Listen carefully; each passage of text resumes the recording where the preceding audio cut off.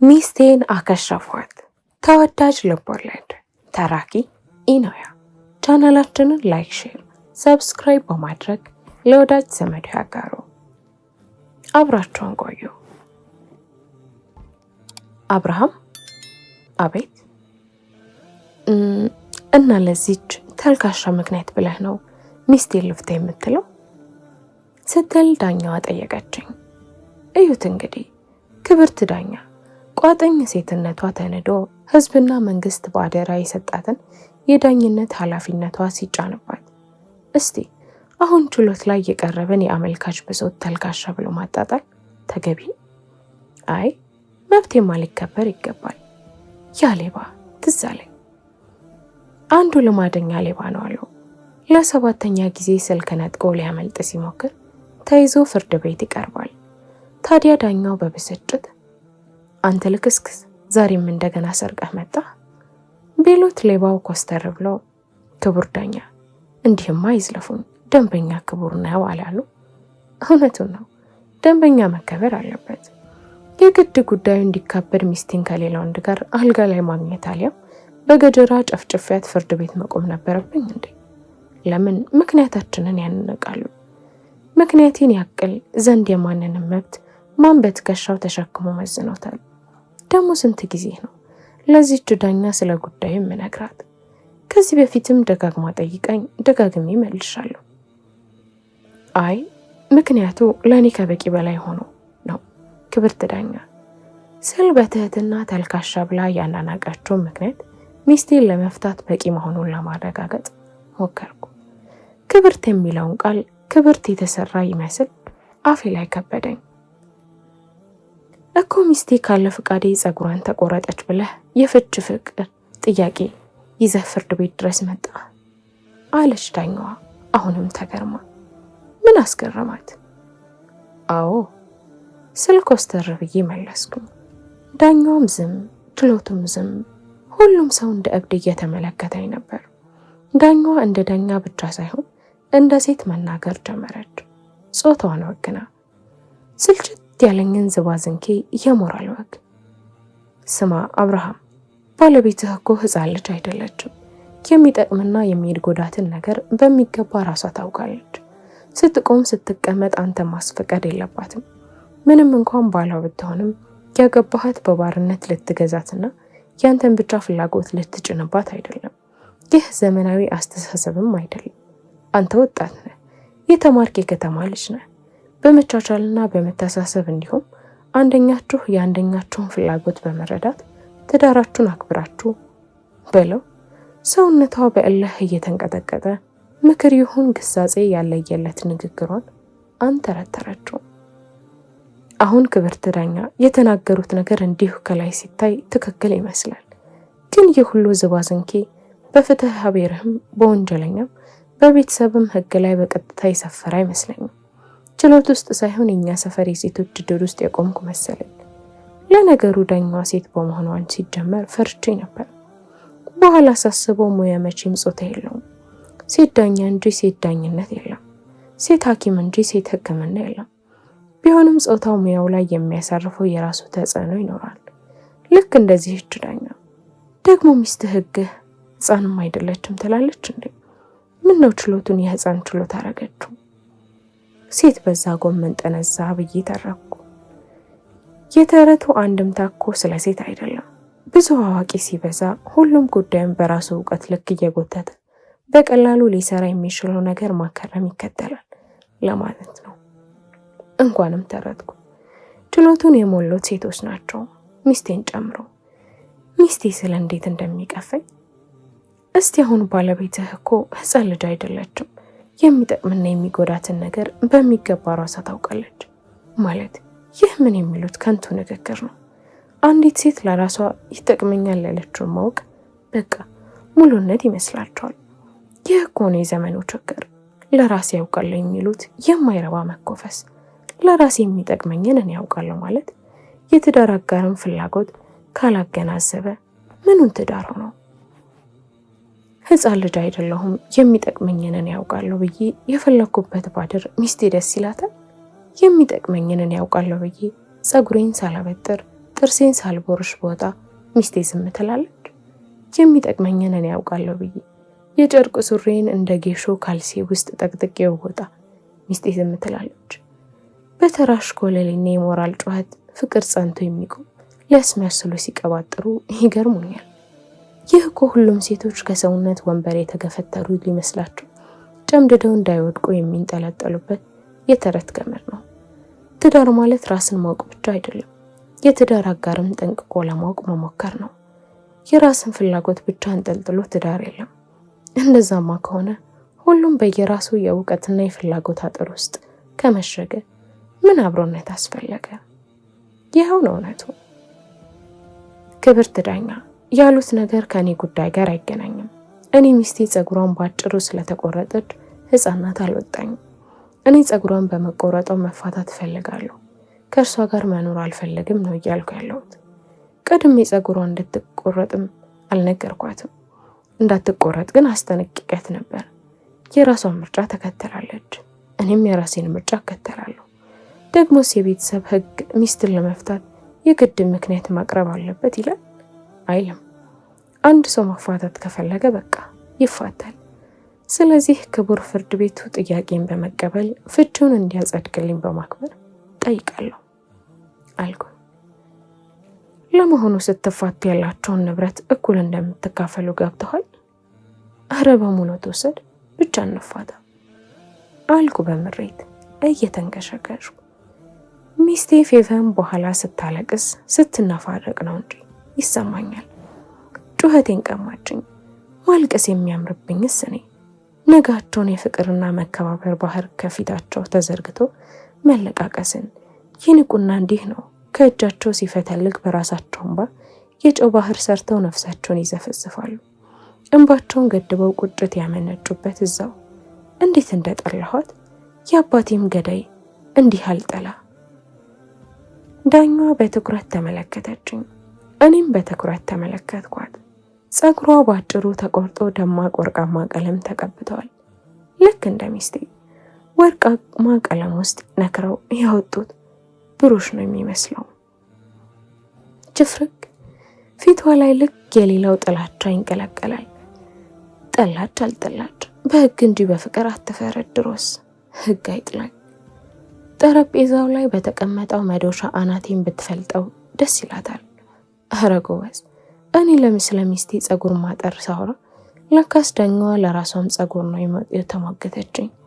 ግን ሕግ ነውና እንደምንም ብስጭቷን ዋጥ አድርጋ ጉዳዩን በሌላ ጊዜ ለማየት ቀጠሮ ሰጠችኝ።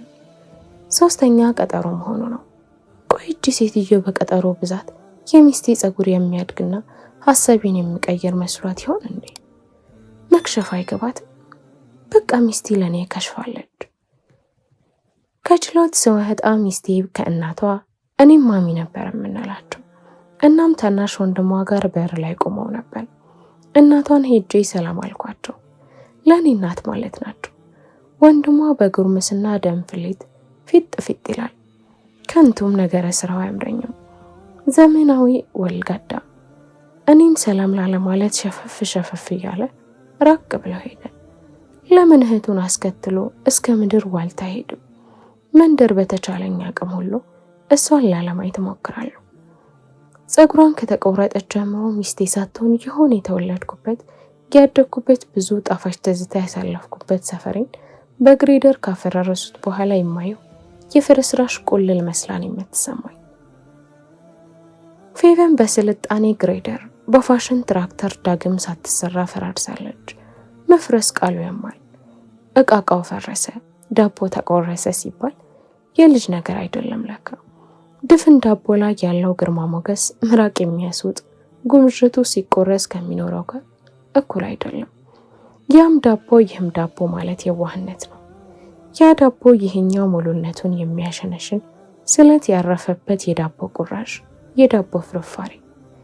ፌቨን የፈራረሰ ሰፈር የተቆራረሰ ዳቦ ሆናለች ለኔ። የጎኔ ሽራፊ ሳትሆን ከሙሉነት ጎን የተሸረፈች የዳቦ ሽራፊ እጠላታለሁ። አዎ ቆንጆና በአበባ የተዋበ ግቢውን በግዴለሽነት ያፈራረሰበትን ሰው ማን ይወዳል? ፌቨንም በማፈቅራት ልክ ጠላዋት። በቃ ምን አባቱ ያዘኛል? ምን የጎረበት በገዛ ትዳሬ ውሃ ብደፋበት ብላለች ዘፋኟ። 4 ዓመት በፍቅር ቆይተናል ከፌቨን ጋር። እድለኞች ነበርን። ለድፍን 4 ዓመት ያልቀዘቀዘ ፍቅር ነበረን። 10 ደቂቃ አብረን ለመቆየት የ1 ሰዓት መንገድ አቆራርጠን እንገናኛለን። አይንህን ልየው ብዬ ነው የመጣሁት፣ በጣም ቸክላለሁ ብላኝ ላባችን ሳይደርቅ ወደ የመጣንበት ላገባ ትፈልግ ነበር። እርሷ ደግሞ አገባኋት አላገባኋት አያሳስባትም። ቀልቧ የትም እንደማይሄድ ነግሯታል። ቀልቧ ታዲያ ልክ ነበር። ደግሞ ሌላው የእድለኝነታችን ገጽ ሁለታችንም የሚታይና ለውጥ በህይወታችን እየተከሰተ በሁሉም ነገር ስናደግ ነበር። ፌቨን አካውንቲንግ ተምራ በአንድ የግል ድርጅት ውስጥ ስራ አገኘች። እኔም ልክ ተመርቄ እንደወጣው ስራ ያዝኩ። ትዳር ሲታሰብ አንዳች ኃይል ነገሮችን ያጣጥማቸዋል። ፈጣሪ እንዳለልን የዛፉን ፍች ሳስብ ፈርቼ ነው። እናም እንዲህ አልኳት፣ ፌቪ ውይ፣ ሁል ጊዜ ስጠራት ከዓይኗ ብርሃን ይረጫል። ስሟ ላይ የጨመርኩበት አንዳች ነገር ያለ ይመስላል። ላገባሽ ነው። እኔ አላምንም። አብረን ልናድር ነው ብላ ተጠመጠመች። አቤት ደስቷ!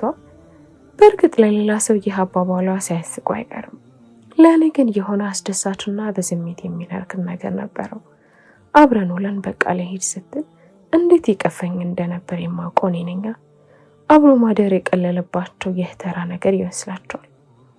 ፌቨን ከቅፌ ውስጥ ቅር እያላት ስትወጣ የዓለም ቅዝቃዜ ሁሉ ወደ እኔ ይጋልብና አንጀቴ ውስጥ ገብቶ ያንዘፈዘፈኛል። ሸኝቻት ወደ ቤት ስመለስ ቤቱ ቤት አይመስለኝም፣ በረንዳ ይመስለኛል።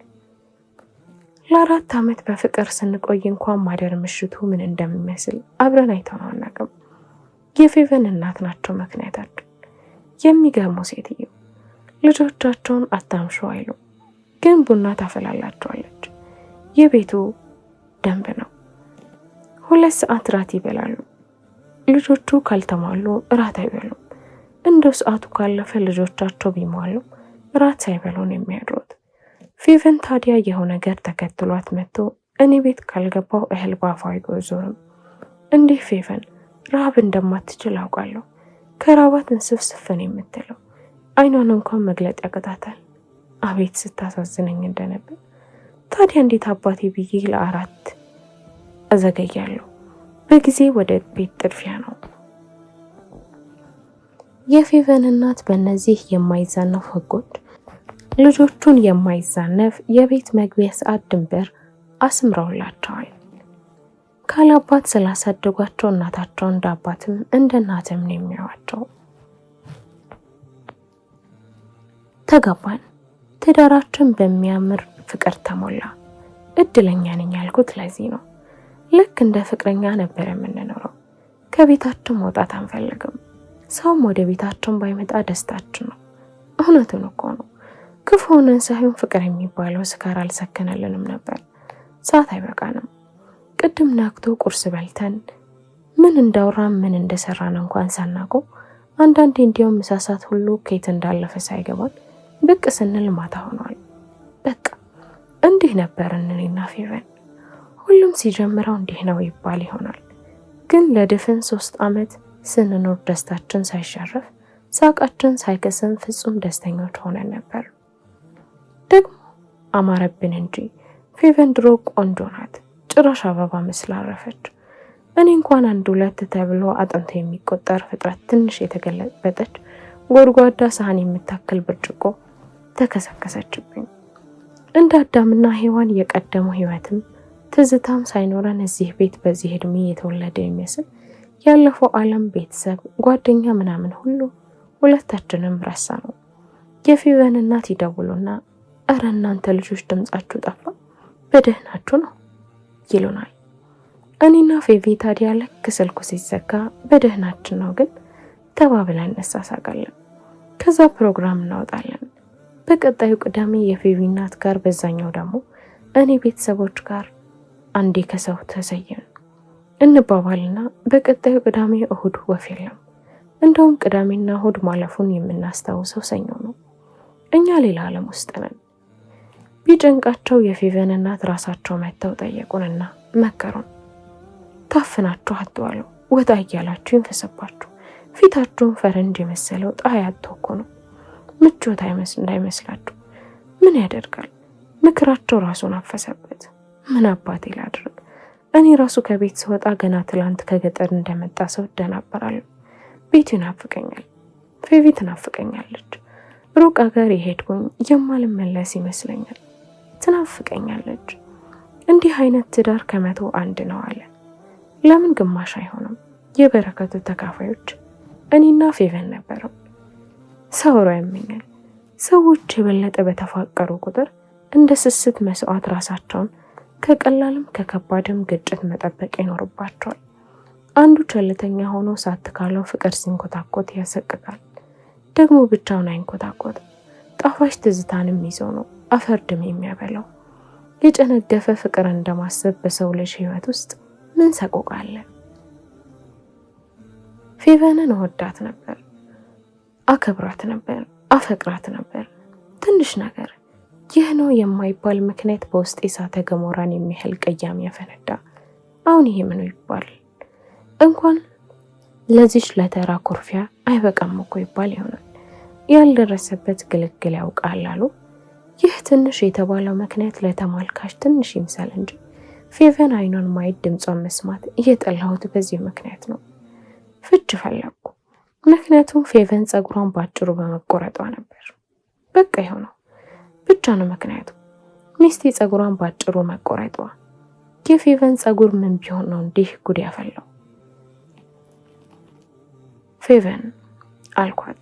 ሚስቴ ጸጉሯን ተቆርጧ የመጣች ቀን አቤት አላለችኝም። እንደ ወትሯ ወይ አላለችም። ፊቴ ላይ የነበረው ጥላቻ ቅስሟን ሰብሮታል። እንዲህ ሙሉ ስሟን ደሞ ጠርቻት አላውቅም።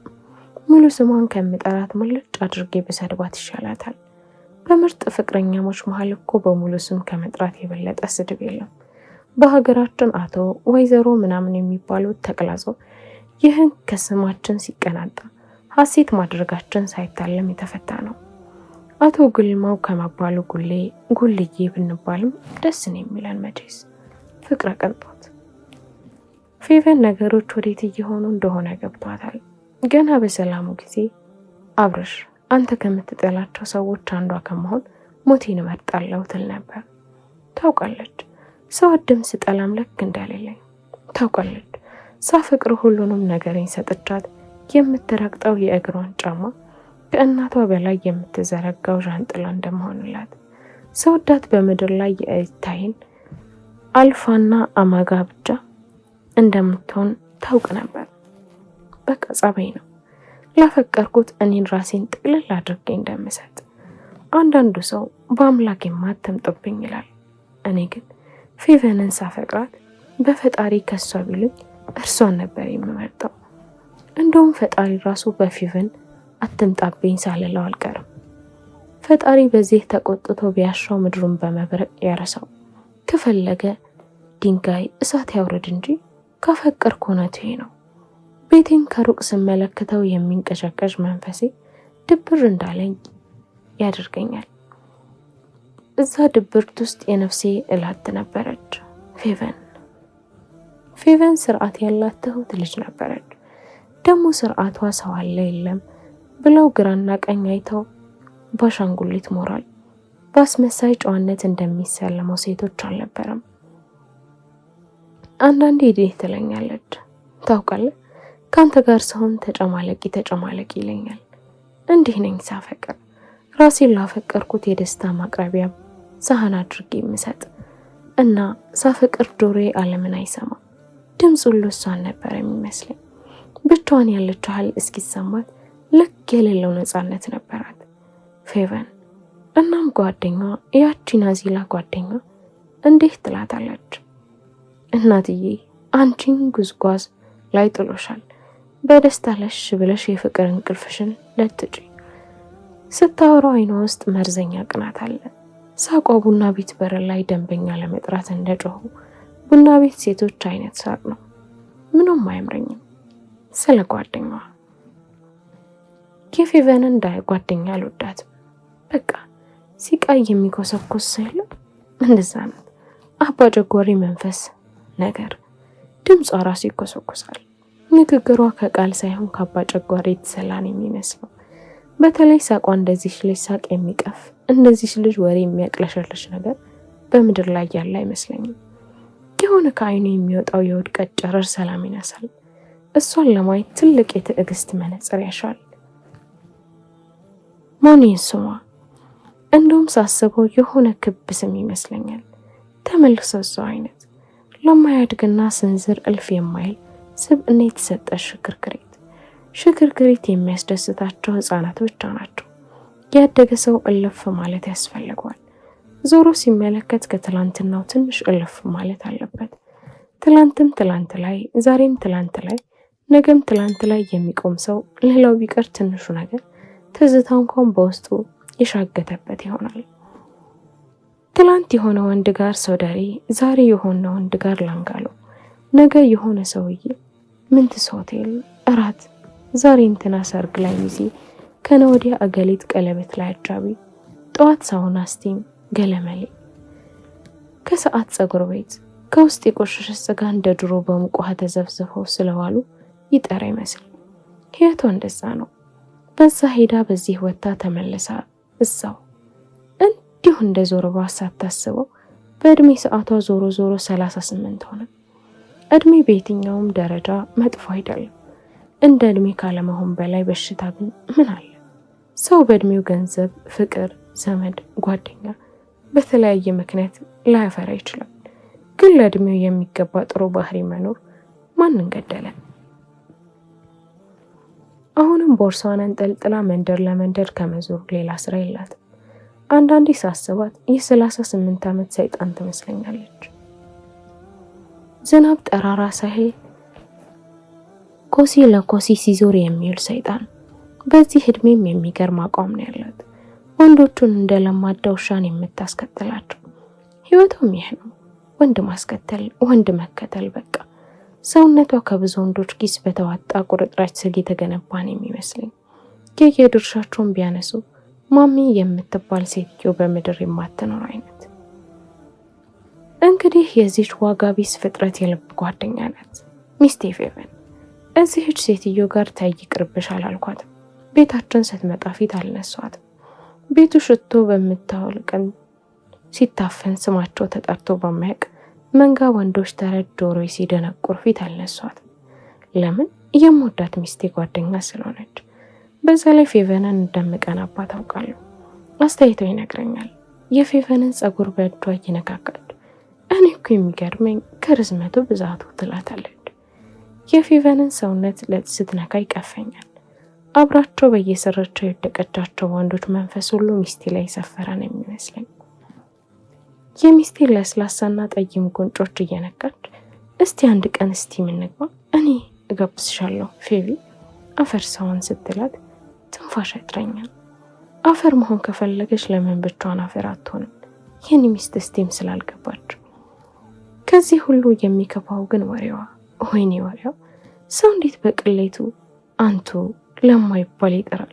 በፈጣሪ እኔ ጥሎብኝ ዋው እሷ እኮ ተጫዋች ምናምን ለመባል ብሎ የሚቀባጠር ያስመርረኛል። ዋው እንትናዬ እንዴት አባቱ የሚጥም ተጫዋች መሰለሽ! ሙድ ያለው ጨዋታ ብቴ፣ የሚወስደኝ ቦታ ብቴ፣ በዛ ላይ አልጋ ላይ አፏን እስከ መጨረሻው ከፍታ ታሽካካለች። ይህችን ሴትዮ ሳስባት ከእናትና ከአባት ሳይሆን እንደ ሞዳ ህይወት ይሉት ዝናብ ያዝባት ድንገት ሜዳ ላይ ቱግ ብላ የበቀለች አረም ነው የምትመስል። የሰው አረም ብቻ። ከፌቨን ጋር የተዋወቁት በአንድ የግል ድርጅት ሲሰሩ ነበር። ማሚ ማለት እናት ማለት ነች ትላታለች ሚስቴ። ይህችን ሴት ስታደንቃት ይታያችሁ እናት፣ ለነገሩ እናት ናት። ፌቪዬ ማር ይህን ሽንኩርት የሚባል ነገር እየከተፍሽ ቆንጆ ይድሽ ልታበላሽው ትላታለች። ፌቨን ልታስተናግዳት ጉድ ጉድ ስትለኮ ነው። ምክሯ ሁሉ ግራን የሚያጋቡ። አንዳንዴ ደግሞ እኔና ፌቨን እየተመለከተች እንዴ እናንተ ሁለታችሁ ብቻ ናችሁ? የምን እንጀራ መጠፍጠፍ ነው? የቀን ሰራተኛ ቅጠሪና ወጥ ምናምን ሰርታ ፍሪጅ ውስጥ ማስቀመጥ፣ እንጀራ ከሱ ገዛ አድርገሽ መጠቀም። እንደዛ በሻጓደ ገብቶ ፍዳውን ካልበላ ካላወቃ ካልተጨማለቀ እሳት ላይ ካልተጠበሰ ይሄ በላ አይመስለው አይደል እንዴ አብረሽ? ይችን የመሰለች ማር የሆነች ልጅማ ሽንኩርታ ታስከተፋት። ፌቨን ምሳ ሰርታ የእጅህ መካሪ በደንብ እያጣጣመች ከበላች በኋላ መልሳ እንዲህ ትላለች። ላለለት ሰውማ ማን እንደ ቤት ምግብ እናቱ ትሙት እናቴ ትሙት ብሎ መሐላ አይቀፍም ወይ? እንዴት ርቦኝ ነበር ጥሞኝ በላው። ፌቪዬ ካልጫ ትንሽ ጨምርልኝ ትላታለች። እውነቱን ለመናገር እንዲህ ስትል ታሳዝነኛለች። ሴት ራበኝ ስትል አልወድም። በዛ ላይ አንዲት ሴት ያውም ኢትዮጵያዊ ሴት የፈለገ የሞራል ውድቀት ውስጥ ብትገባ የዚህ አይነት አኗኗር የምትመረጥ አይመስለኝም። አንድ ከህይወቷ መጽሐፍ የተገነጠለ የኑሮ ገጽ ይኖራል። ወይም አንዱ ደደብ የህያዋን አንቀጿን በከፋ አሰርዞታል። ወዶ አይደለም ወሬዋ የሚምታታው። በጣም ቆንጆ ናት፣ ያውም ውብ የሚባል አይነት። ላግባ ብትል እግሯ ላይ ወድቆ የሚያገባት ከሚሊዮን ነው። በዚህ እድሜ እንኳን ላግባ ብትል የሚሻማባት ጎረምሳ ብዙ ይመስለኛል። ግን ከርታታ ናት። በቃ እዛ ስታደርግ እዚህ ስትውል ሽሽቷን ልታዝም ነው። አንድ የትልልቅ ሆቴሎች፣ ሌላ ጊዜ ሌላ የመዝናኛ ቦታዎች ብትንከራተትም አይኗ ላይ እንደ ሩቅ አገር እሳት ቢልቢል የሚታየው አምሮት እፎይ ማያ ጎጆ መናፈቋ ነው። እናም ፌቨን ፊቴ እንዲህ አለቻት። ፌቪ ማር፣ ይህ እንቁላል ቅርጽ ያለው ፊትሽ በዚህ ፀጉርሽ ባይሸፈን ኖሮ መልክሽ የሚያሳብድ ይሆን ነበር። ብዙ ሳይሆን ትንሽ አጠር። ምን አሁን እኮ ፀጉር ጀርባ ላይ ለቆ አንበሳ መምሰል ትንሽ ጊዜ አልፎበታል። ዳሩ አንቺ ወጣ ብለሽ እታይ እዚህ ባልሽ ጋር ታፈነሽ ይዋልሽ። ቀልድ አልበሳ መልዛን ረጨች። ማታ እንደተኛም ፌቨን ድንገት ከጎኔ ቀጥ ብላ ደረቴ ላይ አገጯን አስደገፈች። ጥቁር ፀጉሯ ፊቴ ላይ ተኮሰኮሰ። አይኖችን ጨፍኜ ፀጉሯን ዝናብ ተጠመኩበት በደስታ እንደ ሩፋኤል ጸበል። አብርሽዬ አይንህን ግለጣ አለች። ገለጥኩ። ከጥቁር ደመና ውስጥ ብቅ ያለች ጠይም ፀሐይ ከበላይ። ማሚ ያለችው ነገር ግን አልገረመህም? እንዴት እስከ ዛሬ አላሰብኩትም? ምኑን? አሁን እኔም ነቃልኩ። ፀጉሬን ባሳጥረው እንደሚያምርብኝ ፀጉር የምትሰራኝ ልጅም ደጋግማ ነግራኛለች። ፊት ላይ ያለው ስሜት የመጠየቅ ሳይሆን ፀጉሯን የምትቆርጥበት መቀስ እንዳቀብላት የመጠየቅ አይነት ያበቃለት መርዶ ነበር። ሁሉም ነገር ቅድሚያ የሚቆረጠውም የሚቀጠለውም ልብ ላይ ነው። ፀጉርሽ እንድትቆረጭ አልፈልግም። እንኳን መቆረጥ ፀጉርሽን ስታበጥሪ ማበጠሪያው ላይ የሚቀሩት የፀጉር ዘለሎች ያሳዝኑኛል። እና ለእኔ የምታምሪው እንደዚህ ስትሆኝ ነው። ፀጉርሽ ከአይኖችሽ ከአፍንጫሽና ከእነዚህ ውብን እጅና እግሮችሽ እኩል ወደዋለሁ። እንደ አንድ የሰውነትሽ ክፍል የማየው አልኳት፣ ጣቶቼን ፀጉሯ ውስጥ እያርመሰመስኩ። እንደዚህ አንበሳ ስመስል ነው የምትወደኝ ብላ በማሾፍ ከተናገረች በኋላ ፀጉሯን በጣቷ መነጨረችውና ከንፈሬን ስማኝ ደረቴ ላይ ልጥፍ ብላ ተኛች። ይህ መሳም ቃሌን መስማት ይሆን ወይስ ስም መስጨት አይነት ይሁዳዊ መሳም አልገባኝም። አተኛኘቷን ሳይው የልብ ምቴን የምታዳምጥ ነበር የምትመስለው። እንቅልፍ ወሰዳት። ስንተኛ ፀጉሯን ስለምታስይዘው እንዲሁን የምንተኛው። በእንቅልፍ ልቧ በተንቀሳቀሰች ቁጥር የፀጉር ማዕበል ትራሱ ላይ ሲነሳ ከትራሱ ላይ እየተንሸራተተ ፍራሹ ላይ ሲርመሰረፍ ነፍስ ያሴት ታደርጋለች። ፀጉር እኮ መንፈስ ነው። በተለይ የሴት ልጅ ፀጉር የቅዱሳን ስዕል ላይ ከራሳቸው በላይ እንደሚታየው የብርሃን አምድ፣ የሴት ልጅ ፀጉሩን ባፈቀራት ወንድ ብቻ የመንፈስ አይን የሚታይ የውበት አምድ ነው። የሴት ልጅ ሰውነት በሚታይ የክብር ብርሃን የተከበበ ህያው ቅድስና ነው። ትልቁ ችግር የብዙ ሴቶች ፍላጎት ለብዙሃኑ ቆንጆ ሆኖ መታየት መሆኑ ነው። ብዙሃኑ አድናቂ ነው። ብዙሃኑ የበዛም የሆነ አብሮነቱ ከአይን ሲርቁ አብሮ ይከስማል። ብዙሃኑ ከኔ ከምንለው ሰው ጋር በአንድ ሚዛን ስናስቀምጠው አይገባንም። ለብዙሃኑ ብዙ ሆኖ መገኘት በመፈለጋቸው አንዱንም ሳይዙት ምንም ሆኖ እንዲቀሩ ያደረጋቸው ብዙ ናቸው። ፌቨን ተኛች። ስትተኛ የተመጠነ አተነፋፈስ፣ ሰላም ያለው እረፍት ፊቷ ላይ ይነበብባታል። የፌቨን እንቅልፍ ሰላም ባለው ሰፊ ባህር ላይ ያለ ምንም እንቅስቃሴ በጀልባው እንደሚንሳፈፍ ይመስለኛል። ተኝታ ሳያት ታሳሳኛለች። እናም ቅስቅሳት ይለኛል። ለብቻዬ ትታኝ ወደ ሆነ ሰላም ወዳለው ዓለም የሄደች ይመስለኛል። እኔ ግን በሀሳብ ነጎድኩ ወደ ኋላ። ፌቨንን አይቻት ፍቅር የጀማመረኝ ለምን ከሩቅ ስመለከታት የሚገርመኝ ጸጉሯ ነበር። ድብን ያለ ጥቁር ጠንካራ ጸጉር ከርዝመቱ ብዛቱ።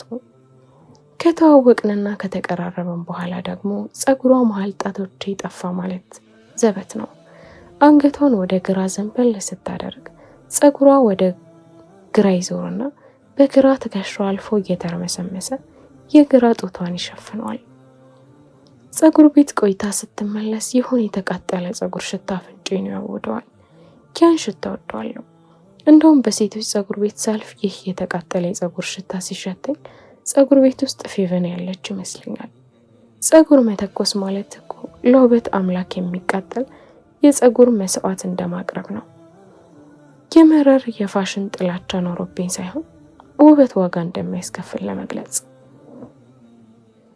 ጠዋት ከእንቅልፍ የቀሰቀሰችኝ ፌቨን ናት። ቁርስ ሰርታ ሁልጊዜም እንዲሆነች ቁርስ እየበላን ድንገት ፍርፍር ውስጥ አሊያም እንቁላሉ ጥብስ ውስጥ የጸጉር ዘለላ ማግኘቱ አይቀርም። ዛሬም ይኸው እንዲህ ቢመዘዝ የማያልቅ ይሄ ፌቨን ጸጉር አገኘው። ተሳሳቀን። የግራ እጇን ጣቶቿ ውስጥ አይኗን አስጠግታ እየተመለከተች እንዲህ አለች። ይህ ሽንኩርት እጄን አሻከረው። ዝም አልኩ። ዝም ተባባልን። የዛች ዋጋ ቢስ ፍጥረት መንፈስ ቃል በቃል በመካከላችን ስራውን እየሰራ ነው። ማታ ከስራ ስመለስ ፌቨን ፊቷ በሳቅ ተጠቅልሎ ሶፋ ላይ ተቀምጣለች። ቤቱ በዕጣን ታፍኖ ቡና ቀራርቧል። ጸጉሯን ተቆርጣ ወደ ቢጫ የሚያደላ ወርቃማ ቀለም ተቀብታለች። ዙሪያው ጆሮ አካባቢ ተቀልቦ ሲታይ ወርቃማ ኮፍያ ያጠለቀች ነበር የሚመስለው። ፈጽሞ አላማረባት። የሆነ ነገሯ ተፈግፍጎ እርቃን ነገር ሆናለች። አንገቷ ወደ ላይ ተመዘዘ ይመስል ረዝሟል። የዚህ ልጅ አንገት እንዲህ የመሞቻዋን ቀን እያወቀችው የሳሳል ነበር እንዴ? ትከሻ የሆነ የተራቆተ ተራራ መስሏል። ትላንት ገና ዛፉ የተቆረጠ። ፌቨን ነፍስ ይማር ዘጋኝ። ማየት ዘጋኝ። መሳቅ ዘጋኝ። መኖር ራሱ ዘጋኝ። ጉዳዩ ጸጉር አይደለም። እሺ አሁንስ እንደሚያምርብኝ አለችኝ። ድንገት ቆማ ወገቧን በመያዝ አንዴ ወደፊት አንዴ ወደ ኋላ እየዞረች በማውረግረግ ውበቷን ለማሳየት እጄን ልኬ ጸጉሯን ነካሁት። ለማረጋገጥ ፈልጌ ነበር። እንደው የሆነ ተአምር ነገር ሆኖ ጥቁር ጸጉሯ ከወርቃማ ኮፍያ ውስጥ ቁልቁል እየዘነበ ፌቨን ከነጥቁር የጸጉር መጋረዷ በእጇ ወደ ላይ መለስ የምታደርገው ጥቁር ዘንፋላ ጸጉሯ ጠፋ። ሴቶች ሆንን። ሁሉም ለመሆን ወደ መንጋው ለመቀላቀል ነበር። ይህ ሁሉ ሩጫ እኔና በሁሉም ቡና ቤት ውስጥ የዘፈን ክሊፖች ውስጥ ስልችት ያሉኝ ሴቶች ቤቴ አደባባይ የሆነ መሰለኝ። አካባች ሆኜ ነው አይደለም። ተቆረጥሽ አልኳት። ጥያቄ አልነበረም። አብረሽዬ ጸጉር ቤት የሚሰሩ ልጆች እንዴት እንደተገረሙ ይህን ያህል የሚያምርብኝ አልመሰለኝም ነበር አሉ። የጸጉር ቤት ሰራተኞች ብዙዎቹ ለሚሰሯቸው ሴቶች የሚሉት ተመሳሳይ ነገር። ከምሰራቸው ሴቶች ጸጉር ያንቺ ይለያል፣ ለተፈለገው ስታይል የሚሆን ምርጥ ጸጉር ምናምን። ሴቶቹ ደግሞ ያምናሉ። ይገርመኛል። እናም ፌቨን ዝም ብዬ ስመለከታት ድንግልናን የሆነ ሌላ ሰው የገሰሰው አይነት ስሜት ተሰማኝ። ድንግልና ማለት የኔ የግሌ ብለኝ ምናምን ጉዳይ እንደሆነ ገባኝ። ድንግልና የስጋ ጉዳይ አይደለም። ማንም ሴት እድሜ ልኳን የምታስቀምጠው የቃል ድንግልና አለ፣ ለባሏ ብቻ። የኔ ላለችው ሰው ብቻ የምትናገረው ደግሞ የውበት ድንግልና አለ። ፋሽንም ዘመንም የማይገጽሰው ለኔ የምንለው ሰው ብቻ እርካታ የተፈጠረ ያን ድንግልና ነው አስረክበ የመጣችው። አካባጅ አይደለሁም። ፌቨን ራሷ ምስክር ናት። ስንቱን ጉድ ወሳኝ የህይወት ስንክ ስጋት በችልታ ሳልፎ ታውቀኛለች። ይሄ ግን ከዛች ቀን ጀምሮ ዘጋኝ። ሁሉም ነገር ዘጋኝ። አዝናለሁ አልኳት። የፊቴን መቀየር አስደንግጧታል። ድንጋጤዋ ደደብ መስላ እንድታይኝ አረገኝ። ሚስቴ ደደብ ከመሰለችኝ ቃሉን በማሰብ የራሱ ወደ እኔ በቁሜ ሞቷል። ዓለም የሚስቴ ህልውና በውስጤ ታክትሟል። የሆነ የዓለም ግማሽ ጎና መሰለኝ። ክብር ራሱ ግማሽ ተሸርፎ በንቀትና በጥላቻ ምድር ላይ የተከሰከሰ። አብርሽ አልወደድከውም አለችኝ፣ ግራ ገብቷት እንደቆመች። እንዴት ነው አንገቷ ተመዘው የሆነ ቆቅ ነገር የመሰለችው? በፈጣሪ ወደ እሷ ማየት ቀፈፈኝ። መኝታ ቤቴ ገብቼ የተኛው ልክ እንደ ብርሃን በሆነ ቀዳዳ ገብታ ፊት የምትቆም ይመስል ጥቅልል ብዬ አየር እንኳን እንዳይገባ ታፍኝ የተኛው። ግን ምን ያደርጋል፣ በጨለማ ውስጥ ወርቃማ ፀጉሯ እያብረቀረቀ አእምሮ ይሞላው። አንዴ እራት አንበላም እንዲህ አለች። እንባ እየተናነቃት ነበር። ድሮም ያሳብቃል። አብረን በትዳር በቆየንባቸው ጊዜያት ለመጀመሪያ ጊዜ ነበር እንዲህ መጥፎ ፊት ያሳየዋት። በቅስታ መታ የለበስኩትን የአልጋ ልብስ ገፋ ወደዛ ጣለችው። ራስ ነበር ሆና ነበር። አንተ ራስህን በምን ሂሳብ ነው የምታስበው? ማንኛውም ሴት የምታደርገው ተራ ነገር ነው። ይህ ለምን ታሳቀቁኛለህ? ይኸው ማንኛውም ሴት ሆነች ሚስቴ። ያልወደድከውን ነገር ካለመኖር ትችላለህ። ምን ተፈጥሮን እንዲህ የሚያቀያየረ? በእልህ አይኗን ጎልጉላ ነበር የምትናገረው። እንዲህ ጮኻ ስትናገር ሰምቻት አላቅም። ግን ምን ዋጋ አለው? ጩኸትም ለካ ቁጣም የሚያስደነግጠው ስትጎዱ ባለን ክብርና ፍቅር ለካ ነው። ይህ ባንዴ ከውስጤ የተነሳው የፌቨን ነገር ግርማ ሞገሷንም ድራሹን አጥፍቶት ይህን ሁሉ ጩኸቷ በሰፈራችን እያለፈ ቁራሌ ከሚል ሰው ጩኸት እንኳን ለይቼ አላየሁትም። ድንገት ውስጤን ፈንቅሎ በወጣ ጩኸት አስቀያሚ ያልኳት። በድንጋጤ ሽምቅቅ አለች። አቤት ብልግና! ጌታ አባቴ ነው እንዲህ መዥረጥ አድርጌ ያወጣሁት። ለካ ጨዋ የመሆነው በትርፍ ጊዜያችን ነው። ወደ ዋናው እኛነታችን በቁጣ አሊያም በደስታ ስንፈነጥስ ብልግናችን እንዲህ እርቃኑን ይቆማል። ፌቨን የጨው አምድ ሆና ቀረች። የአልጋ ልብሱን ገፍፌ እየጎተትኩ ወደ ሳሎን ሄድኩና ሶፋ ላይ ተኛው። አልተከተለችኝም። እንኳን ያልተከተለችኝ ተቀያይሬ ነበር። የሆነ ነገር ባደርጋት ደስቴ ነበር። ከሆነ ረጅም ህንፃ ላይ በገፈትራት ነገር ጭካኔ ይመስላል አይደል? ግን ቦታው ላይ ካልሆኑ ስሜቱ አይገባም። ለካ ሰው ሚስቱን በገድር አንገቷን አላት ምናምን የሚባለው በእንዲህ አይነቱ አጋጣሚ ነው። ትህትና፣ ዘመናዊነት፣ ሴትን ማክበር፣ ቅብር ጥስ የሚባሉ ጠባሶች ለካ አልገባንም። ገና አልመዘንም ለካ። ከዛ በኋላ ፌቨን ትኖር ትሞት አላቅም። ሶፋ ላይ አድሬ ጠዋት ወደ ስራ ሄዳለሁ። ማታ ጓደኞቼ ጋር አምሽቼ እኩለ ሌሊት አካባቢ ወደ ቤት እመለሳለሁ። አልጠጣም። ግን ፌቨንን ላለማየት ያለኝ አማራጭ ደግሞ በጣም የምጠላቸው መጠጥ ቤቶች ለስላሳ ይዤ መጎለትና ለዛ ቢሱን የሰካራሞች መለፋድድ ማዳመጥ ነበር። እኔ ሚስቴ ያበሳጨችኝ ብዬ መጠጥ የምጋት ሰው አይደለሁም። ስወድም በራሴ አእምሮ፣ ስጠላም በንጹህ አእምሮ መጥላት ፈልጋለሁ። ከሚስቴ ጋር ተጣላሁ፣ ፍቅረኝ ካደችኝ፣ ቅብርጥስ በሚል ሰበብ የጠርሙስ አንገት አንቀው የሚጨማለቁ ሰዎች በራሳቸው ህይወት ላይ ድራማ የሚሰሩ ይመስለኛል። አንድ ቀን የፌቨን እናት ሲደወሉና በጥብቅ እንደሚፈልጉ ነገሩኝ። አከብራቸዋለሁ፣ ግን በቀጠሩኝ ሰዓት ሳልሄድ ቀረው። በቀጣዩ ቀን አምሽቼ ቤት ስገባ የፌቨን እናት ቤት መጥተው አገኟቸው። ፌቨን ጎናቸው ተቀምጣለች። ፀጉሯን በጥቁር ሻሽ አስረዋለች። እንዲህ ግራ ከመጋባት አስቀያሚ። አብርሽ ምንስ ቢሆን እናት አልነበርኩም ብለው ወቀሱኝ። እናቷ ከልብ ያዘንኩ፣ ግን ስለ ፌቨን ማውራት አልፈለኩም። የሆነውን ሁሉ ሰምቻለሁ። ልጅ ናት። ሴቶች የሚያደርጉት ነገር ያምራታል። በእርግጥ ታይ ስትላት መስማት መመካከር ደግ ነበር፣ ግን እንደው ሆነ ሁለተኛ እንዳይደገም መመካከር እንጂ እንደዚህም የሚያደርስ አልነበረም ብለው ነገሩ። ቀለል ሊያደርጉት ሞከሩ። አልገባቸውም። ማንም የኔን ጉዳይ አይገባውም። ማንም የኔ ጥልቅ ስሜትና ሀዘን አልገባውም። በጣም የማከብረው ሰዎች ናት። ልጆችም አብረው ሰጥተውኛል። እኔም አንድ ነገር አስቀይሜያት አላውቅም። አውቃለሁ አብርሻሉ። ፊታቸው ላይ ሀዘን ነበር። አሁን ግን ከፌቨን ጋር አብሬ መኖር አልፈልግም። አይኗን ማየት አልፈልግም። መፋታት ነው የምፈልገው አልኳቸው። ፌቨን ያቀሰተች መሰለኝ። እናቷ በድንጋጤ ወደ ፌቨን ዞራ ፈጠጡባት። እስቱ ያየቻቸው አንቺ ሌላ ያደረግሽው ነገር አለ እንደሚሉ ይመስላሉ። እውነትም ፌቨንን መፍታት ብቻ ነው የምፈልገው። ለሞተው ትላንታችን ፍቺ የቀብር ስነ ስርዓቱ ነው። ለኔ ምን ያደርጋል? የበከቴ ፍቅር ሬሳ ተሸክሞ ማዘፍዘፍ። ወደዛ ቀብር እርም ማውጣት ነው እንጂ እርሜ ማውጣት ፈልጋለሁ። አካባጅ እባላለሁ አውቃለሁ። ግድር እንደምባል አውቃለሁ። በዘመኑ ዘመን በኋላ ቀር እንደምባል አውቃለሁ። ዘመናዊ ለመባል ግን ስሜቴን ማፈን አልፈልግም። ፍቺ እዚህ ምድር ላይ መናቅ መገፋት የበዛብን እኛ ቢያንስ ቤተሰባችን ያልነው ካልሰማን ተንቆ ከመኖር ፍላጎታችን ሲቆርሱ ሲገለጥ እኛነታችን ማንነታችን ያልሆነ ቀለም ቀብተው አሳመርንላችሁ ሲሉን ገደል ግቡ አንፈልግም እንል ዘንድ ቢያንስ በትዳራችን ላይ ስልጣን ሊኖረን ይገባል።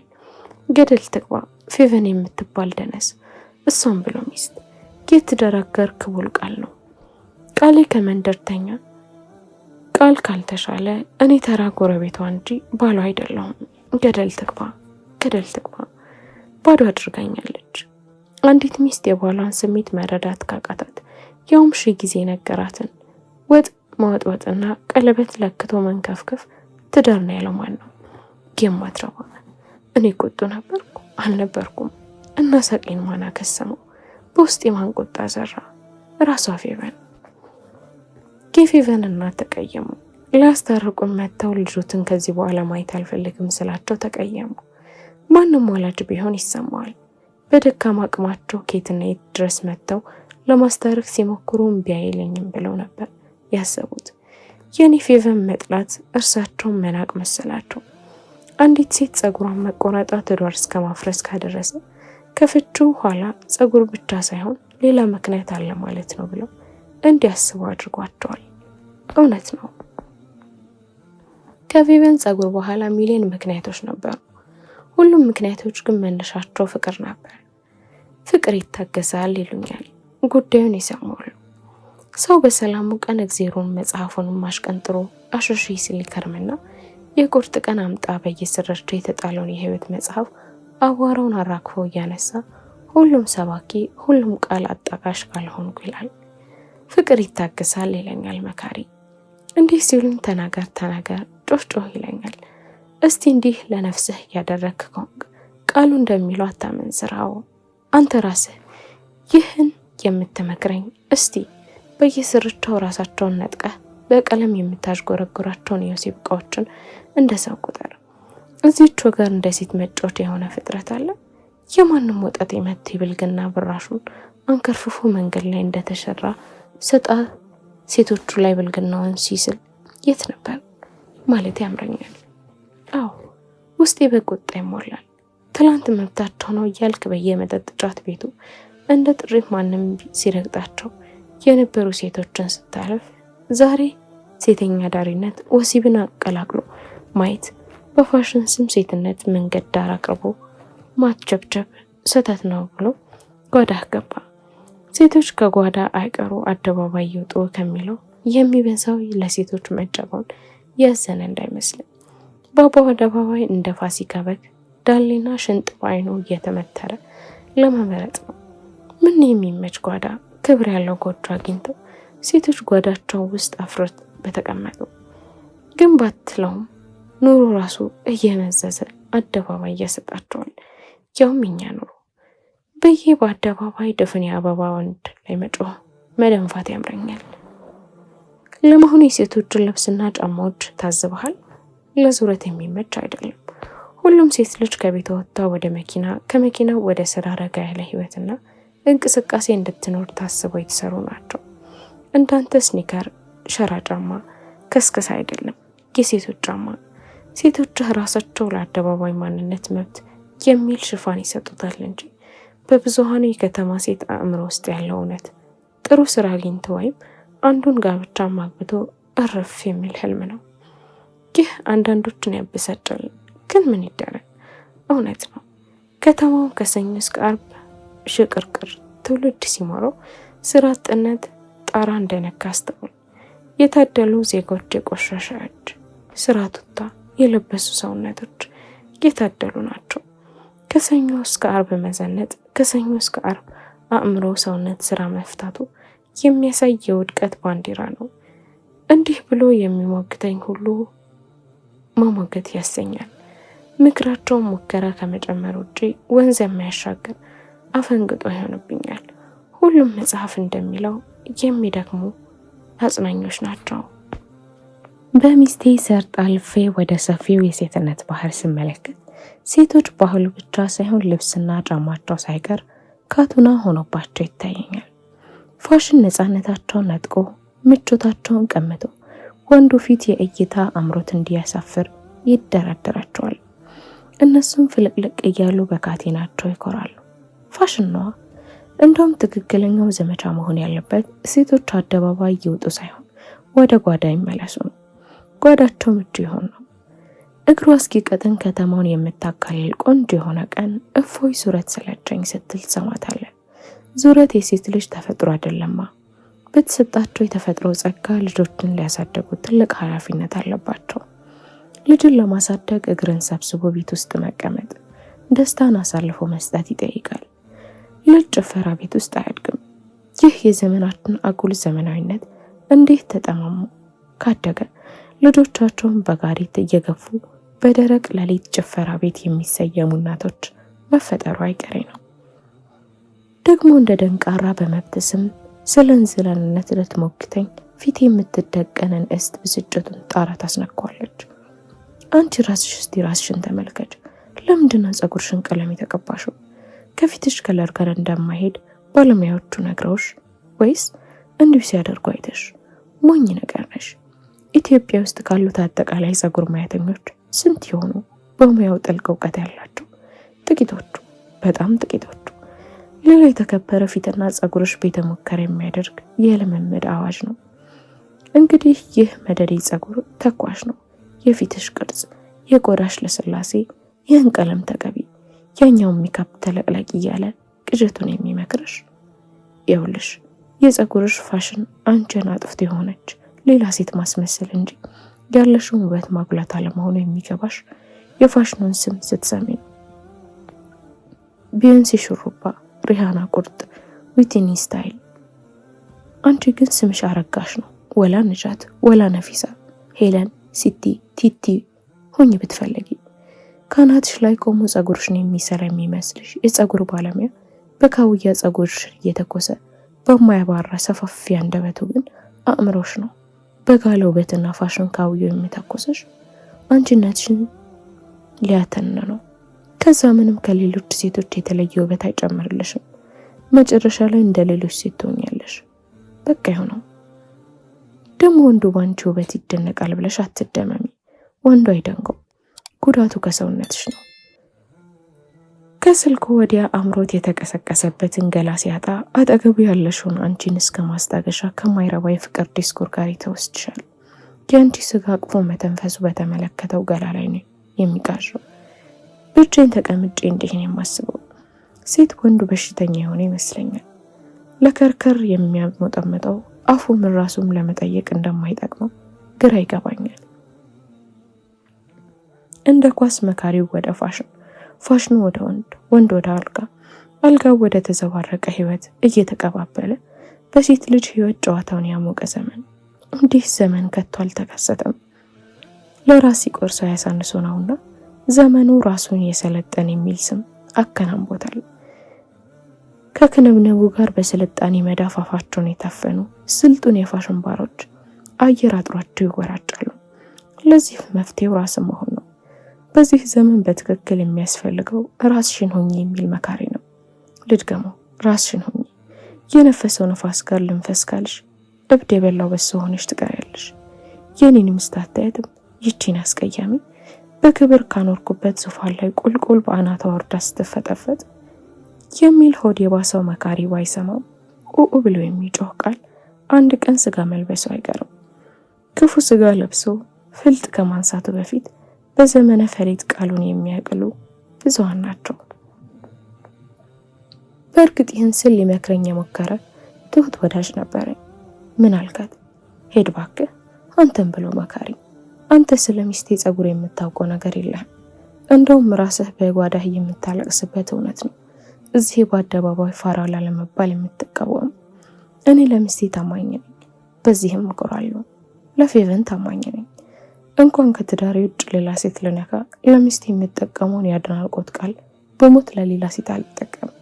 ስለማያምረኝ አልነበረም። አምናኝ እኔ የሆነች ሚስቴ ማክበር ራሴን ማክበር መሆኑን ስለማውቅ ነው። ደግሞም ደስተኛ ነበርኩ፣ ፍጹም ደስተኛ። እያንዳንዷ ቃሌ በሚስቴ ፊት ሞገስ እንዲኖራት እፈልጋለሁ። በትዳር ውስጥ በጋራ ጉዳይ ላይ የግል አመለካከት የሚባል ነገር የለም። በሚስቴ ሰውነት ላይ ስለምትደረግ እያንዳንዷ ነገር ያገባኛል። ምክንያቱም አንድ አካል አንድ ምሳሌ ሆኖላቸዋል ብለው ያጋቡን ቄስ ተላልፌ ሲመቸኝ አንድ ላይ ሳይመቸን በግላችን እንዳደክር አልፈቅድም።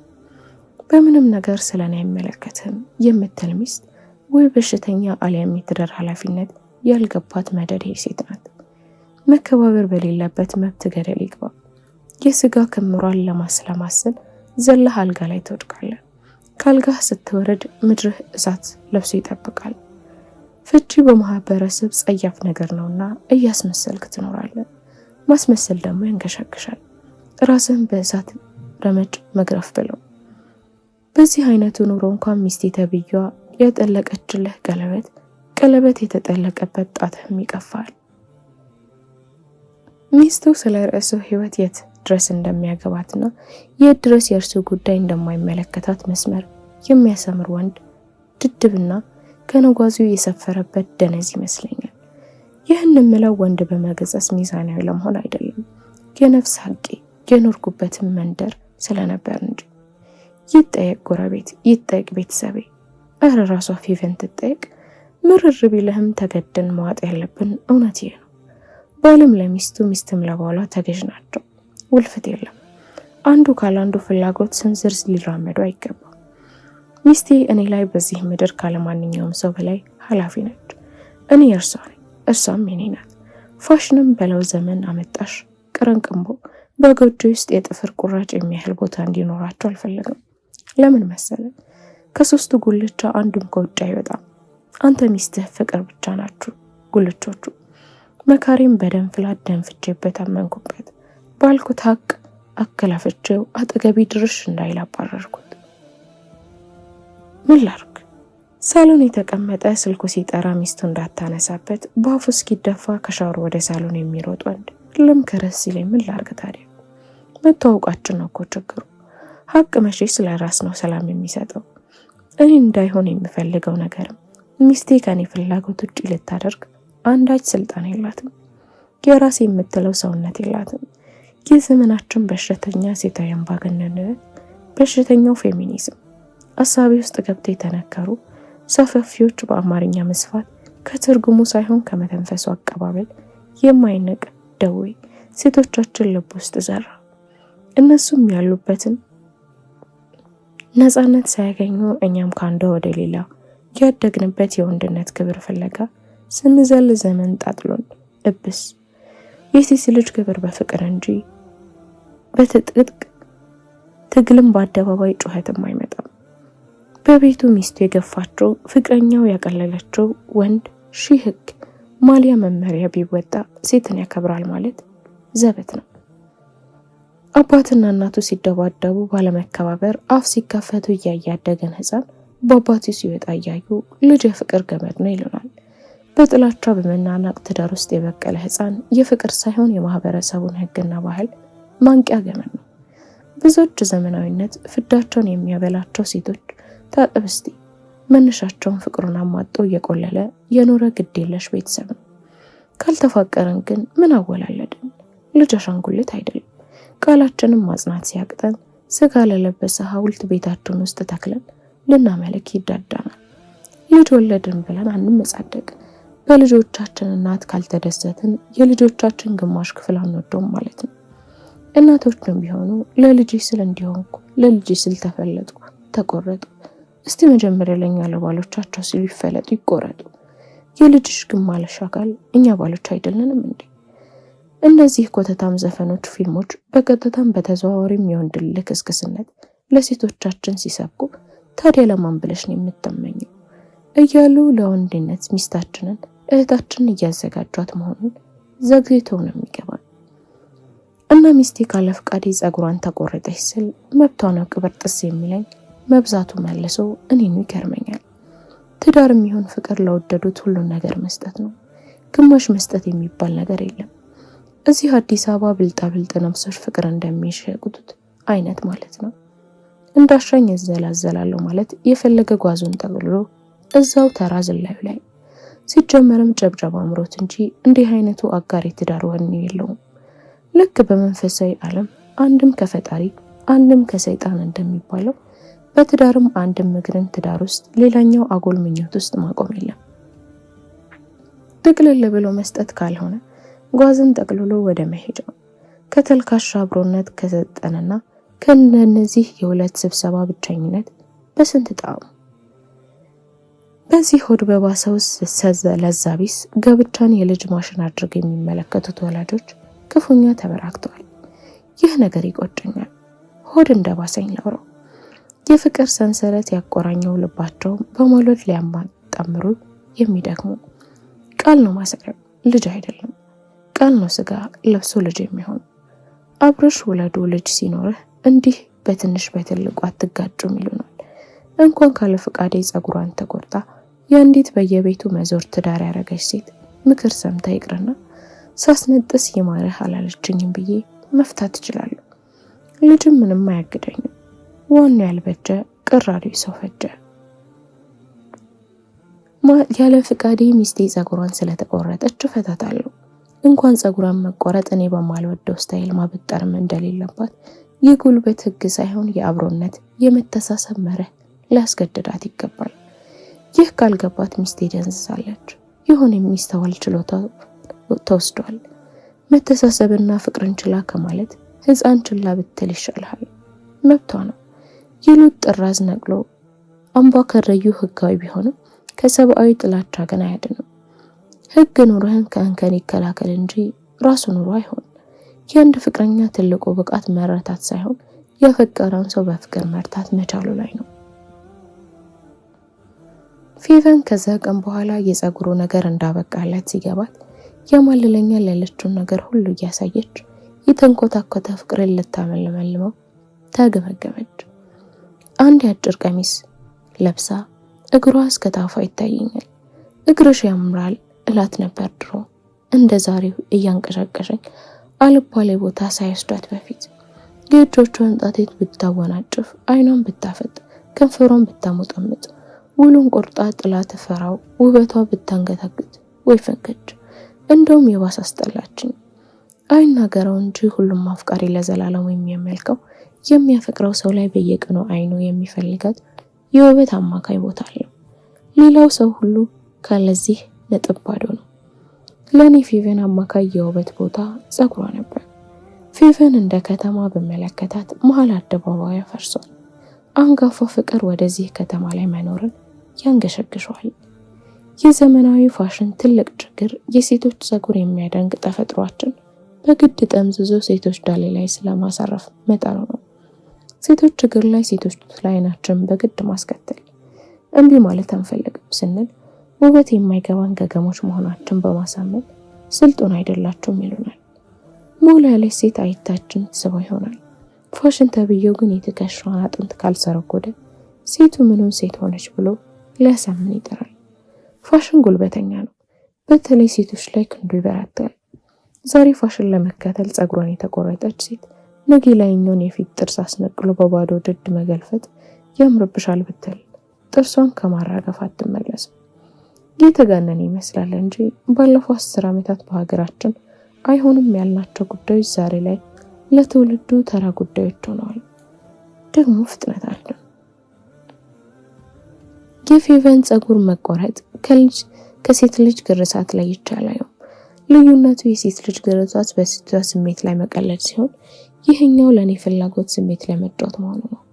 እናም ፌቨን እፈታታለሁ እሷም ብሎ ሚስት የፍርድ ቤት ቀጠሮ ነገ ነው። ፌቨን እናቷ ጋር ከሄደች 20 ቀናቶች አልፈዋል። አልናፈቀችኝም። እንደውም የተሰማኝ ሰላም ነበር። ትንሽ የተሰማኝ ፌቨን መሆን እናቷ በገንዘብ የሚረዳቸው እኔ ነበርኩ። በዚህኛው ወር ግን ምንም አልሰጧቸውም። ከፌቨን ጋር ስለተጣላው ሳይሆን ብሩን በከለከላቸው ፌቨን የመፈለግ ስሜት ያደረብኝ እንዳይመስላቸው በማሰብ ብቻ ነው። ከፌቨን ጋር ከተለያየን በኋላ ብዙዎች እንዳሰቡት ስትናፍቅኝ ማሪን ብዬ ቤቷን አልሄድኩም፣ ስልክም አልደወልኩም። እንደውም አንዳንዶች ሚስቴ ቤቱን ጥላለኝ ስትሄድ ቤቱን ሊበላኝ ደረሰ ጭራ ላይ ምናምን የሚሉት ነገር አለ። ለምን እንደማይገባኝ ገረመኝ። በጣም ነው ቤት ተስማማኝ፣ ገነት ነው የሆነብኝ። ምግብ ራሴ እበላለሁ፣ ቤቱን በደንብ አጸዳለሁ፣ አነባለሁ፣ ፊልም አያለሁ። እንደውም ከዚያ ፌቨን ከምትከፍተው አሰልቺ ቴሌቪዥን ድራማ ተገላገልኩ እና ደግሞ ሰላም ሆንኩ። እንደውም ባልና ሚስት የፈለገ ቢፋቀሩ ትንሽ መለያየት ራሳቸውን የሚያዳምጡበት ሱባኤ መሰል ብቸኝነት ታስፈልጋቸዋለች ብዬ አሰብኩ። ፌቨንን ለራሴ እንኳን ስሟን በውስጤ መጥራት ይቀፈኛል። በቃ በተፈጥሮዬ ወግ አጥባቂ ነገር ነኝ ማለት ነው ብዬ አሰብኩ። እና እንዴት ይህ ሁሉ ዓመት አብራኝ የኖረች ሴት ያው በፍቅር ተነስታ ስትሄድ ምንም ሳይመስለኝ ቀረ። ለደቂቃ መኝታ ቤት ውስጥ ስትበር የነበረች ትንኝ እንኳን በሆነ ሽንቁር ስትወጥ የሚናፍቅ ነገር አላት። አይ ጤነኛ አይደለሁም ማለት ነው ወይስ የሆነ ውስጣችን ሳያውቁ የሚሰለች አብሮነት አለ? ምክንያት ፈልጎ የሚፈነዳ። ፌቨንን ሳላስበው መኝታ ቤት ገብታ ወደ ሳሎን ስትመለስ እንኳን አዲስ ቆንጆ ሴት እንዳየ ጎረምሳ ልብ ይደነግጥላት ነበር። እና እንዴት ነው ነገሩ? እንዲህ ልክ የሌለው ግድ የለሽነት የሞላኝ ወይስ እየቆየ እየተዳፈነ እሳት ሲያንገበግበኝ ይሆን? ለነገሩ ቆንጆ ሴቶች ቶሎ ነው የሚሰለቹት ይባላል። በጥናት ባይረጋገጥም የሆነ እውነት እንዳለው በብዙ ቆንጆ ፍቅረኛ ባላቸው ጓደኞች ታዝቤያለሁ። በተለይ ከተጋቡ በኋላ ቆንጆ ሚስቶች ለውጭ ተመልካች እንጂ ለባሎቻቸው ያን ያህል አስገራሚ አስደሳችም ነገር የላቸውም እየተባለ ክፉኛ ይታማል። ሚስቶቹም ራሳቸው ይህ ነገር ይገባቸዋል። አንድ ጓደኛዬ እንዳለኝ ከሆነ እንደው ቃል በቃል ለዛ ቢስ ናቸው ነበር ያለው። እንዲህ ከሰፊ ብሶት ምክሮ የተወሰነውን ላስታውስ የኔ እንኳን ችላ ብየው ነበር። ቁንጅናቸው ይስብሃል። ቁንጅናቸውን ትፈልጋለህ፣ ታገኘዋለህ። በቁንጅናቸው መጋረጃ ሆኖ ስለሚጋርድ ከማግኘት ቀጥሎ ያለውን ህይወት አታስበውም። መጋረጃውን ስታልፍ ግን ጭው ያለ በረሃ ይጠብቃል። ሰሃራ ምንም አይኖርም፣ ወላሃንቲ። ሁሉም ነገራቸው ወዲያውን የሚሰለች። እንደውም እነሱን ለማግኘት የደከምከው ድካም ከንቱ ሆኖ ስለሚታይ ነጭናጫ ትሆናለህ። ድሮ ያችን ሚስትህን አፍቅረህ ስትንከራተት ፊት የነሳሃት በፍቅር አይን ስትለመልም የነበረች ጎራዳ ሽቦ ጸጉር ልጅ ትናፍቃለች። ለዛ ነው ብዙውን ጊዜ ልዕልት የመሰለች ሚስት አስቀምጦ ሰራተኛው ጋር ምናምን ሲባል የምትሰማው። እንጅማ ሚስትህ ልዕልት ባትመስልም ሌላ ሴት ጋር ሄድ የሚል ፍርድ የለም መቼስ። የጓደኛዬ ምክር ይከተልኝ ጀምሯል። የበላኝ እንደሚያክለኝ ሁሉ ንግግሩን የራሱ ልምድና አመለካከት አድርጌ ከማድመጥ በላይ ዓለም አቀፍ የሴቶች ባህሪ አድርጌ ልቀበለው ይዳዳኛል። ማንም ሰው በጋራ ብሶት ውስጥ ቢኖር አእምሮ ልክ ሳይሆን በብሶቱ ልክ ያስባልና። ሴት ልጅ ለማየት ይህ ደካማ ስጋዊ አይን በቂ አይደለም። ድፍን የስሜት ህዋሳቶች በአካባቢ ያለው እውነታ፣ ታሪክ፣ ፍልስፍና፣ ሃይማኖት፣ አስተዳደግ፣ የትምህርት ደረጃ ሁሉ ተቀናድኖ መስታት ይኖርበታል። በደመ ነፍስ ዘለህ ከገባህ ከደም ግፊት ዘለህ መታበር ጉድጓድ ውስጥ ነው የምትገባው፣ ያውም በጭንቅላት። ፍቅር ላይ ያለህ ነገር ከተበላሸ በምድር ላይ ያለህ ማንኛውም ነገር እንደተበላሸ ቁጠረው። ሌላው ቢቀር እየቆየ የሚያገረሽ የተበላሸ ትዝታ ይኖርብሃል። ልብህን ለፍቅር ስትሰጥ ወሲብ የዞረውና ናላህን ቀንጥረ መጣል አለብህ። እሱ ነው እንደ ጋሪ ፈረስ ሸቦ አንድ ነገር ብቻ እንደሚታይ የሚነዳ። ለምን እንቅጩን አልነግረም? ያን አንድ ቤት የሁለት ስብሰባ ላይ ስትገናኝ ተረከዝ አይመስጥ፣ ዳላ ያማለለ፣ ከንፈርህ ያጎመሽ፣ ስቅርቅ ድምጽ ቀልብህን አይሰጠ፣ ጎች ጎች የሚበል ዝርፍጥ የሚበልጡት ከመጤፍ አይቆጥር። ሐቂቋ የፍቅር ዘር ልብህ ውስጥ ከሌለች አለቀለ። የተንዛዛና የሚያዛጋ የህይወት ድራማ ውስጥ ራስን ታገኘዋለህ። አቤት ሲያስጠላ! አንድ የማይመሽና የማይነጋ ረጅም ቀን ላይ ነው ያለህ የሚመስል። ሁልጊዜ ከቀኑ 9 ሰዓት የሚመስል የሆነ ጠራራ ህይወት በቲቪ በመጽሔት ምናምን ታዋቂ ሰዎች ሚስቴን ወዳታለሁ ባሌን ወዳዋለሁ ሲሉ ሰምተህ ታውቃለህ አይደል? እስቲ ዝም ብለህ አስበው። ሚስቱን ካልወደደ ማንን ሊወድ ነበር ታዲያ? እሷስ ባሌን ወደዋለሁ ተናግራ ሞታለች። እና ምን ይጠበስ? ባልን መውደድ የተለየ ብቃት የሚያስፈልገው ጉዳይ ሲያስመስሉ ይገርመኛል። መዋደድ ያንተም የሚስትህም ብቃት አይደለም። ሰምተሃል? ፍቅር ለሁለታችሁም ያድላችሁ ጸጋ ብቻ ነው። ፍቅር የተጠራሞተበት የውሸት አብሮነት የተሸከመ ጎጆ ሁለት ያልተመቻቸ ሬሳዎችን ያቀፈ ሳጥን ነው። ለስንቱ በነጭ ቬሎ ስር ጥቁር የውስጥ ልብስ ስለለበሰ ትዳር ኃይሉ ጋር ይበልናል። እና በዚህ ምድር ላይ በጥልቀት ማሰብ ያለብህ ነገር ፍቅርም ማን ላይ እንደምትቀጥል ነው። መጽሐፍ ያከበረው እንቁ እግር ስጡ አትጣሉ ሲለ ቀልድ መስለው ችላ እንዳትል። ይህ ለሴቷ ይሰራል። ስንቷ መሰለህ ያላትን ማንነት አራክፋ ለአንዷ ሰማ አፍቃሪዋ ሰጥታ አፍንጫሽን ላፈር ስትባል እድሜ ልኳን ከረሟ እንደተገፈፈ የውሸት ኑሮ ያለፈች። ከለመንክ እዚሁ አዲስ አበባ አንዷ ኑሮ የተመቻችላት የምትመስል ቆንጆ ጠጋ በልና ብለህ አድምጣት። ከእድሜዋ በላይ ብሶት ትዘረግፍላለች። እናም ከሚስቴ ፌቨን ጋር ልፋታ የመጨረሻው የፍርድ ቤት ቀጠሮ እንደነገ ሆኖ እንደ ዛሬ ማታ አንድ ጥግ ላይ ኩርምት ብዬ እንዲህ የባጤ ቆጡን ሳስብ ሌሊቱ ተጋመሰ። አብርሽ እስካሁን አልተኛ የሚል ድምጽ ሰምቼ ቀጥ ብል ማንም በቤቱ የለም። ግን የሆነ አናቱ ላይ እሳት የመሰለው ወርቃማ ጸጉር የሚንቀለቀልበት ፍጡር ውልብ ሲል ያየው መስሎኝ ነበር። ማርያም ብል ፈርቻለሁ። በራሴ አባባል በደረቅ ሌሊት ከት ብዬ ሳብ። እስቲ አሁን ምን አሳቀኝ? አህየኛ ሰፈር የነበረው ጃምቦ የሚባለው ሰውዬ ልክ የዛሬ 20 ዓመት መወፈር ሲጀምር ከሌሊቱ 8 ሰዓት እንዲህ እንደኔ ክትክት ብሎ ነበር የሳቀዋል። ማበዱንስ ልበድ። ግን እንዴት ፋሽኑ ያለፈበት አስብተራዳለሁ። ለነገሩ የሳኩት ነገዳኛዋ ስታፋታን ምን እንደምትል አስቤ ነው። ቆይ ሰው ሲጋባ በሐዘን ቢሆን በደስታ በጤና ቢሆን በህመም አብሬያት አብሬው ለሆም ምናምን ተብሎ ቃል ይገባል። ባልና ሚስት ሲፋቱ ምን ይሆን የሚሉት ሰው ሲፋታ አይቼ ስለማላውቅ ግራ ገብቶኛል። ፍርድ ቤት ስደርስ ግቢ ውስጥ የፌቨን እናት ወንድሟ ፌቨን ያች ማሚ የምትባለው ተቀምጠዋል። በቀጥታ ሄጄ ማዘርን ሰላም አልኳቸው። አብርሽዬ ብለው በሁለት እጃቸው ሰላም አሉ። ልክ እንደሆነ ባለስልጣን ነበር ያከበረኝ። ውስጥ የሆነ ህመም ተሰማው። የባስ ደግሞ ወንድሟ በስርዓት ሰላም ሲለኝ ኮሌታውን እትብ ያለ ሸሚዝ ለብሷል እያለሁ እየተስገበገበ እያንዳንዷን ነገር እየቀፈፈኝ ማሚ የምትባለውን የፌቨን ጓደኛ ሰላም አልኳት። በስርዓት ሰላም አለችኝ። ዛሬ ሰውን ሁሉ ምነካው ብዬ ተገረምኩ። ችሎቱ እስኪጀመር ተቀመጥን። ፌቨን በፍርሃት አልፎ አልፎ ቀጥ እያለች ታኛለች። ጸጉሯን በጥቁር ሻሽ አስረዋለች። ዳኛዋ እንዴት አየት አድርጋኝ ገባች። እና ሀሳብህን አልቀየርክም አብርሃም? ንግግሯ ተለሳልሷል። አልቀየርኩም። ዳኛዋ እንደማሰባለች። እናም ያለምንም ውጣ ውረድ ከሰዓት ቀጠረችን ልታፋታን። ከችሎቱ ስወጣ ፌቨን እንደ ጆቢራ ድንገት ፊቴ ተከተረች። ሁሉም ነገር ስልችት እንዳላት ታስታውቃለች። እናም አየችኝ፣ በጣም አየችኝ። አይኖቿ እንባ ተሞሉ። ከንፈሯ ይንቀጠቀጣል። ልታበድ መስሎኝ ነበር። አትረባም አብርሽ አትረባም ብላኝ ልትሄድ መንገድ ከጀመረች በኋላ ተመልሳ እጇን ስትዘረጋ በጥፊ ያጮለችኝ ብዬ አይኔን አጨናበስኩ። ፌቨን ግን ምንም እንዳደረገች ታውቃላችሁ? ጸጉሬን ያዘችውና የሆነ ጥቁር ነገር አንስታለኝ ቀስ እያለች በርቀት ወደሚጠብቋት ቤተሰቦቿ አዘገመች። ምን ማለት ነው? ምን ይህ ማለት እንደሆነ መግለጽ አይቻልም። ደግሞ ልታስመስል አልነበረም።